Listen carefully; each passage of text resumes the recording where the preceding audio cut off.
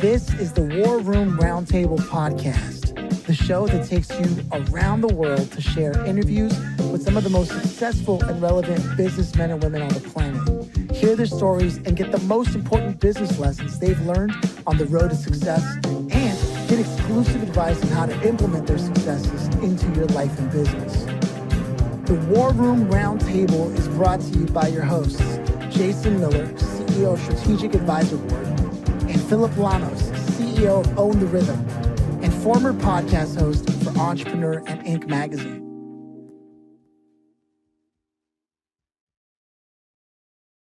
Welcome to the War Room, Dominey. It's a pleasure to have you here. How you doing? Thank you so much. I'm doing fantastically. I've been so looking forward to this. Thank you so much for having me. Yeah. It's so fun that we all got a chance to hang out in Nashville, and here we are now. And while I do know some details, this is the perfect opportunity to dive deeper. So we do this all the time, Jason, and I know how this goes. Do you yourself come from a family of entrepreneurs, Dominey, or what kind of work life was around you as you were growing up? Actually, no. I was raised by a mother who never worked a day in her life. Never had to. People sort of ask me, it comes up around cooking. I never learned how to cook. And people are like, why didn't your parents teach you how to cook? And I was like, no, my mother had to cook. So she never really was in the situation where she had to like create that skill set. And so it's a very interesting thing. My background is very sort of old money. My grandfather worked as a lawyer, but also probably didn't strictly need to. And my grandmother said with great pride that her daughter would never need to work. That was that in that day and age, that was a thing to be very much proud of. It's interesting, actually, how the energy around that has shifted even during my lifetime. So it's quite interesting. So in a way, I was around money. I saw how it worked, and that really gave me a pretty significant leg up in being able to talk to and enter rooms of people who really make a big impact in life. And that's kind of my ideal demographic now, people I work with now. On the other hand, I was never taught how to not only create a business, but get a job or hold one down, right? There's an entire skill set that people probably take for granted that their parents teach them or the people around them teach them. And I just never had any access to that at all. So it was very interesting. Some pros to that and some cons to that. Oh, wow. Yeah, no, I can see how that can shift the way you think. Because for the basics and things that most day-to-day people might be running by, cooking, general upkeep and trying to hustle and find that really base wage, and you're like, no, you got to think bigger than that, man. Like, right? And so you've got that whole aspect going on, and you're very familiar with the way money works. That's an interesting situation to be in. At what point did you make the choice to take it upon yourself to work with those people in your journey? These wealthy, elite, for lack of a better term, people who happen to be on the upper echelon of the socioeconomic ladder. How did that come about? It was interesting. When I first started my business, so I've done the work I now teach for about 25 years. And I started the business around it. I really had to dig in. I was actually in real estate for a couple of years before that. And I started the business maybe 5 or 6 years ago. And I really had this moment where I had to dig in, right? Every entrepreneur knows this place where they have to start making either cold calls or they have to get over the limiting belief around reaching out, around going out and getting, right? Hunting, right? There's this, we don't need to hunt until we need to work, right? And then we have to go out and get it, and you eat what you kill, especially as, the entrepreneur life. And there was a moment where I saw a fork in the road because I'd never needed to dig in that way. I had never needed to. I didn't grow up with hardship in that particular aspect of life. So I never had to dig in and go get it. So I really lacked that skill. And this was like in my late 20s, I was realizing this.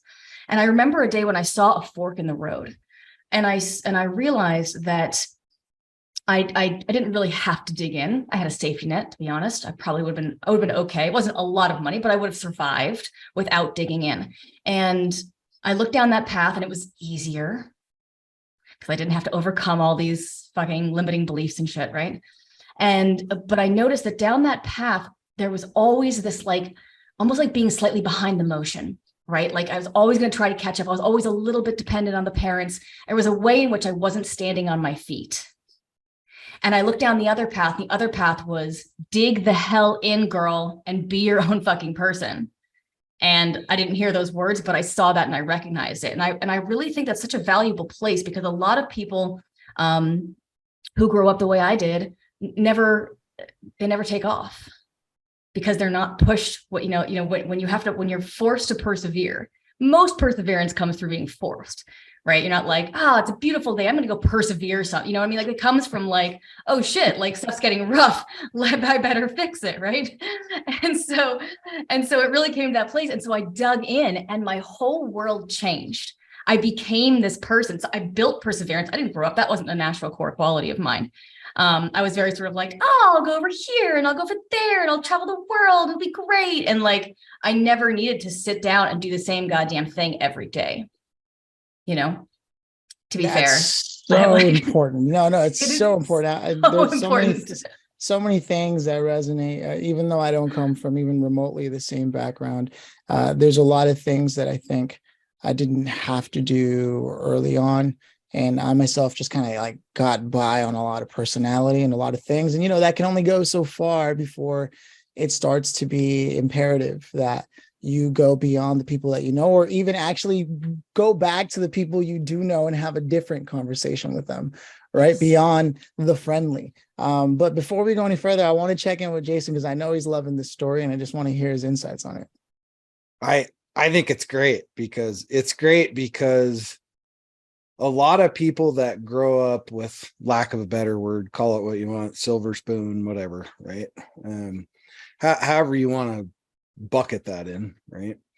Most, well, maybe it's not most, but many, a lot, I don't know what the number is, but they just kind of cruise through life and it's just all there.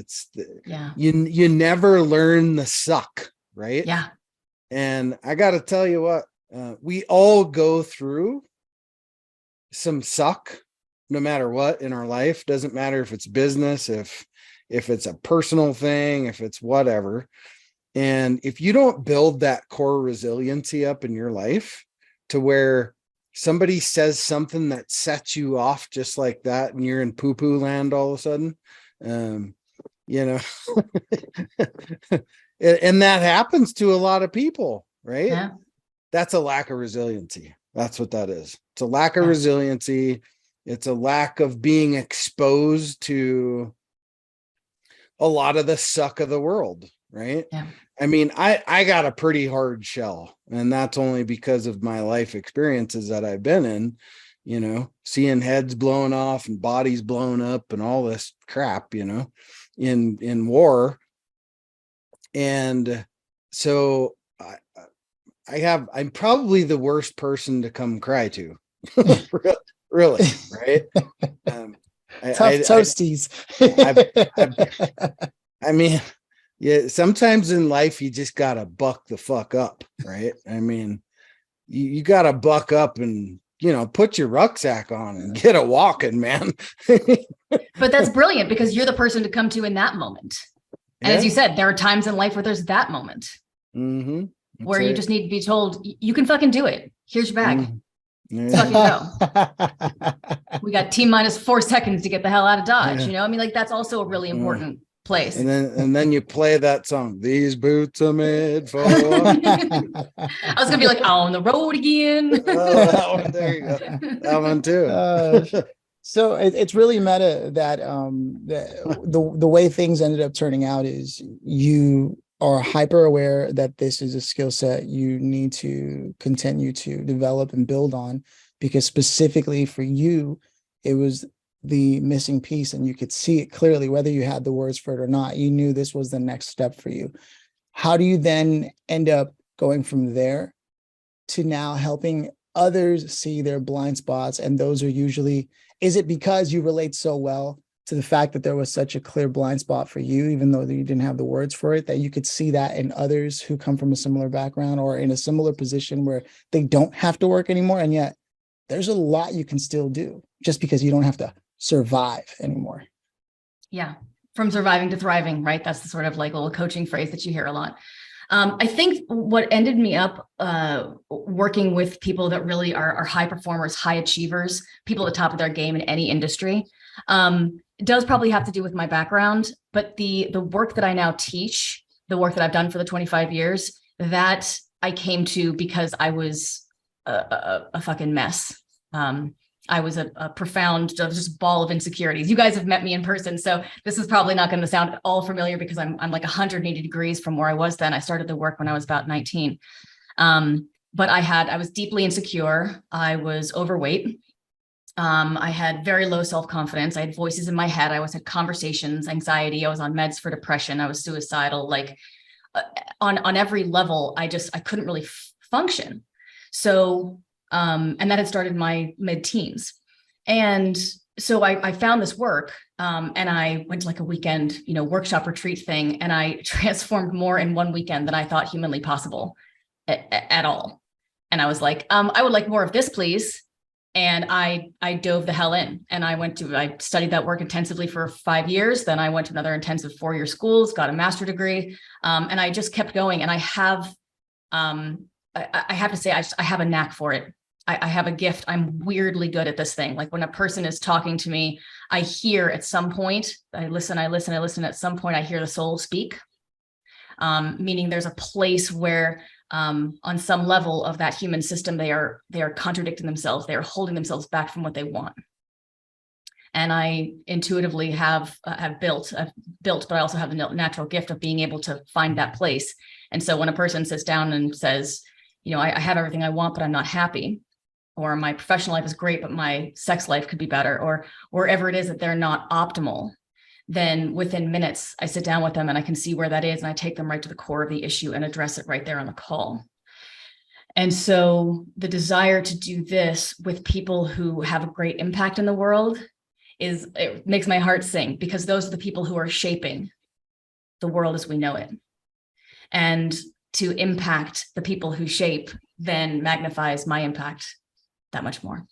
There's something really, really profound to be said about this, because when I first met you in Nashville, I would have never known that's who you were. And obviously nobody would ever know who somebody used to be, but it's just such an opposite, like you said, 180 from what I first encountered. You were very forthright, looked at everyone in the eyes, shook hands, were very clear about what you were saying. It wasn't kind of mumbling and muffled, and in the back there was so much development that's taken place that nobody would have ever known that's where you came from. So I can see that work, and the fact that you have developed that into a gift that can be transferred to others, where you can tap into, let's say, points of friction in their flow as a person and help them work to unlock that, if you will. It's like blood thinners for the soul, man, And I see a new program. blood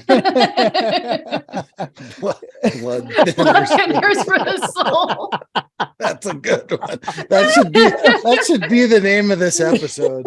Blood thinners for the soul. Oh, I really hope it is, you guys. I really hope it is. Man, I can't even believe I just said that. Did I say that? I'm writing that down. Thinners. Float right out. Float out. Man, I'm reaching. Oh man, that's totally the episode title right there.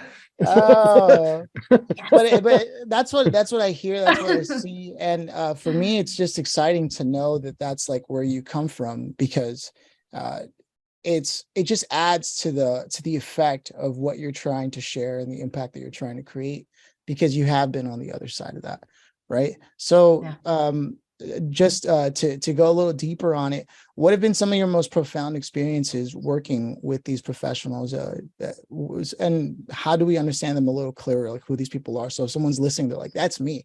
Everybody wants self-development. Everybody thinks I should get a coach, but not every coach is for every person, right? Yeah. Just like Jason was saying, he was like, hey, I'm not the one you come crying to, but if you want to get shit done, I'll kick your ass and tell you what you need to do, right? So what is that for you, and who is that for you? Yeah, it's interesting actually, because I was thinking as you were saying that, Jason, that I'm basically the healer version of you. That's like, I'm basically a dude in like most ways. I tend to just kind of come across that way. And while I'm not like ass kicking in the sense of like a boot camp, I am going straight to the core of it. There's no fluff. There's not a lot of like, if there's a gentle moment needed, there's a gentle moment needed. I have a massive range of flexibility. And the people who are drawn to me are the people that want it fixed.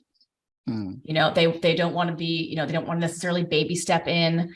They want to come in and be like, I need massive shift in my life and I need it fucking now. And I go, great. That's what I do. And so it's not that it's callous, it's deeply holistic. It's just, it's not, I don't talk about stuff with clients. It's not really the point, right? If you're like, here, I really want to tell you about this, but if you want to go left, but the answer is right, I'm going to steer us right. And that's one of the ways I'm able to get results as quickly as I am, because I'm not talking about a lot of stuff that's just not really, important, Right. It's not therapy. It's not therapy. Right. And the reason why, actually, interestingly, that you bring that up, therapy is a great thing. I'm a big fan. I'm not anti at all. The reason why it's not my favorite thing is because a therapist is trained to function on the mental and the psychological levels of the human system, right? But you as humans have more than just a mental and psychological body, right? You have a physical body, you have emotions, you have spiritual, energetic, all of these things. Well, the source of a person's issue is pretty much never sourced in the head. It doesn't start mentally. You notice it mentally. Oh, I have negative thoughts. I have this belief. Every time I want to approach a woman, I get scared and I go the other way. Cool. That's great. Okay. So you can see all these things on behaviors and thoughts, but the source of the issue is much deeper. So when you go to therapy, you talk about things and you address it on the mental level, you're treating the symptom rather than the core. And so it takes longer and the results are usually partial, right? It's fine. It'll still help. It's not like a bad thing to do, but this work is so much better because it addresses every level of the human system at once. I don't think that's what you've asked me. I'm sorry. No, I understand. You're essentially saying, look, I'm not against therapy. I think it's great, especially if you feel like you need it. Take a look at it. If you're looking for actual change and you're looking for someone to push you in the right direction, regardless of how you feel about it and what your thoughts and feelings are about it, which, again, I'm not diminishing it. I'm just saying, if you say you want this, I'm going to help you find out exactly where it's coming from that you need to do that. And I'm not going to dive into all the reasons why. I'm going to tell you, this is where it's coming from. So you need to do this. It's very straightforward. It's the shortest distance between 2 points. I understand that. It really, really is. And that's so important because in the spiritual energetic realm, there's so much fluff and a lot of it's not real, or a lot of it's like really well-intentioned practitioners, but they haven't gone deeply enough in themselves to really know the depth of what they're talking about. They're not bad usually, but they're not great either. Inept. Right? Yeah. They're not great. And like most person that walk into a door and say, I'd like some energetic work, they don't know if they're getting it or not. So they can't tell, even with a therapist, sometimes you might be able to tell, other things in the physical world, I can tell it's definitely not what I want. The energetic world, is more subtle. Anybody can learn to see it. And that's another important thing, is that you're talking about how I showed up in Nashville. There's like, one of the things that I feel really is really important to note is that there is nothing significant about me in any way in the teaching of this. Right. I have evolved myself through just like profound self-growth, just over and over and over, and peeling back layer after layer. And what is at the core of it is this very confident, very effortless, very, radiant. My default is joy. That is my default every single day. I'll dip out of it for a moment, but now it's just for a moment. There's almost no thoughts left in my head. It's called inner peace. And there's nothing wrong with that. Listen, I want to take a moment to give a shout out to our supporters before we turn it over to the latter half of the show, which will then go to you, and then we'll answer what's called the grand finale and check in with Jason all in between that. So if I may, I'd love to just give a shout out to our guy, Joel Phillips. He's part of the community here, listens to the show, supports the show. He runs a company called ProShark. And whatever tech stack you're looking for, whether it's social media, right, cybersecurity, getting your shopping cart set up, designing the website to begin with, whether you're looking to revamp or you are starting from scratch, your best bet is to at least have a conversation with Joel or anyone on his team at ProShark. And you can go to proshark.com, tell them the War Room sent you, and they'll roll out the red carpet for you. Now, Dominey, for yourself, if someone wants to get a hold of you, go deeper and ask more questions based on what they've heard, because I'm sure they heard enough to be like, I really need to talk to her. Where should they connect with you? What should they know?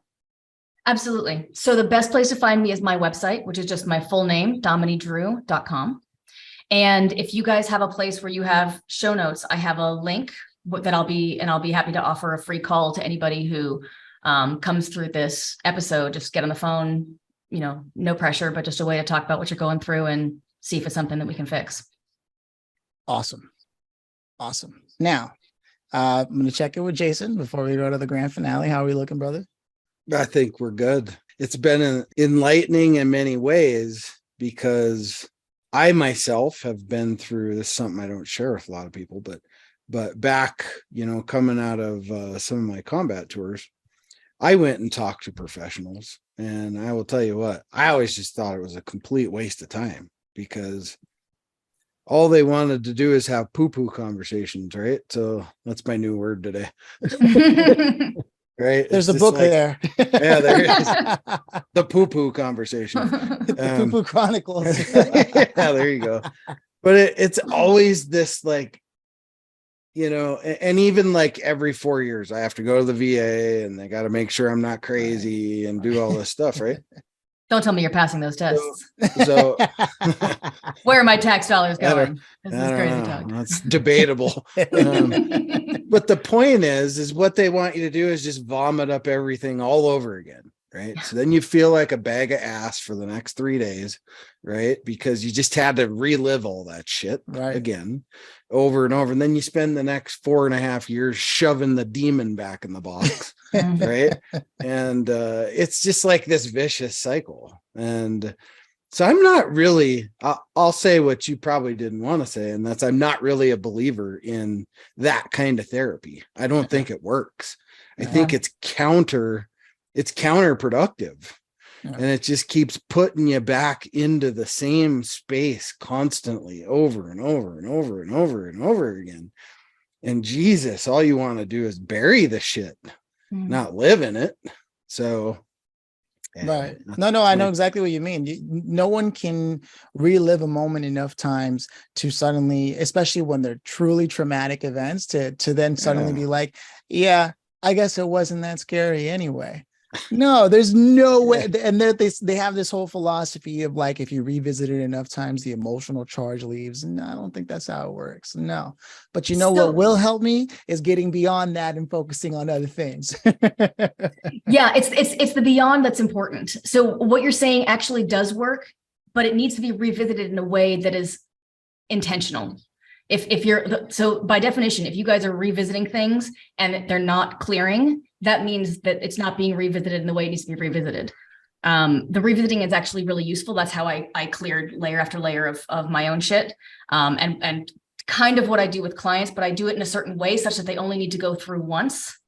And then it is actually moved. It is the revisiting with consciousness that actually creates the shift in your system. It shifts your relationship to that trauma. If you're revisiting, and obviously they're not taking you nearly deep enough, Jason, to actually do any of this stuff. They're just trying to make sure that you're able to bottle it well enough that they're probably not going to get sued. So the agenda is very different there, right? But the revisiting itself, when done correctly, is magic. When done incorrectly, is just as you say, it's revisiting a trauma and hashing up shit that's not helping. Right. Yeah. Well said. So with that said, Dominey, if we were to reflect on everything that we've sort of touched on today, and I know we just scratched the surface, but with that surface being visible and us being able to reflect on it for a moment, who would you have loved to have had here in this room with us today, and why them? Do you know who I would have loved to have here? Do you know who Carl Sagan is? Yeah, well, of course. Yeah. So Carl Sagan, so I'm a big science geek, and I really love that because my realm goes into consciousness, which is kind of the edge of as far as science has gone. Right. So we sort of shifted, for example, from like Newtonian physics, where it's like basically what you can touch and feel and how that stuff works, ball rolling down incline, and then into like the quantum world, which didn't work in any way like what we thought. And each time we do that, like humanity takes this massive leap forward as far as knowledge, and we keep getting closer and closer to like what our relationship is to reality, which is kind of my area of specialty. So I really love that line between sort of science and consciousness. And I think that he would have had a lot of thoughts that would have been super cool for this convo. So I love those people that are like comfortable enough sitting in the unknown that they'll kind of exist right on that line. It's a very cool place to be. That's like where entrepreneurs really live, without putting words to it, other than they live in the quantum realm, whether they know it or not. And so true. And if anyone's ever heard of the science experiment where I believe they shot a ball or like a pellet through electron double slit experiment. The Mm-hmm. double slit experiment. Mm-hmm. And the very act of observing the experiment changed the result. Whenever they did it without actually physically observing it, they got a different result from every time they actually watched it. So even just the heat, the infrared heat from our eyes observing a thing creates a chemical reaction that changes what takes place. Therefore, if we reflect on what we were talking about earlier with our intentions and our intent to reobserve an event and then have it relived, if done within the certain context, can change what is being observed, right? But that takes obviously the right room and the right person, and there's so many layers. And obviously I don't have anything on that level that someone who had gone to war would have, so I would be speaking out of my depth and in ignorance for me to think otherwise. But I do know that much is true about what scientifically has been recorded through repeated experiments. And if that's the case, obviously Carl Sagan would know that, and he'd probably trip us out with a bunch of other experiments that we've never even heard of that go on to further corroborate that. But with that said, Dominey, it's been an absolute pleasure having you here. Exciting, interesting conversation. I can feel the energy. It is tradition around here for Jason to close us out, so I won't be doing that, but I'm going to turn it over to him. Just wanted to say it was awesome talking to you again.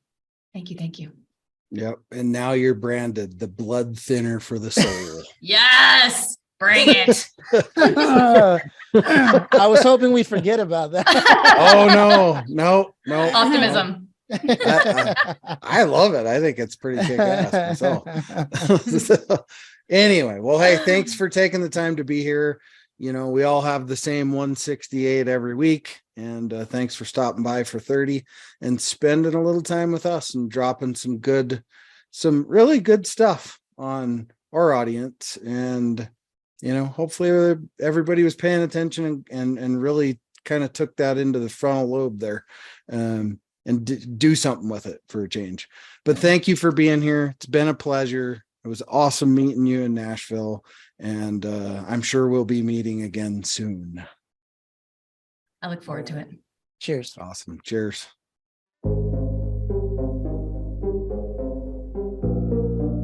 Thanks for listening to the War Room Roundtable with your hosts, Jason Miller and Phillip Lanos. Please leave your feedback and visit strategicadvisorboard.com to get the latest and greatest business advisement on the planet. Follow us on social media for updates, and always remember, if you can dream it and believe it, then you can go achieve it. We'll see you in the next episode.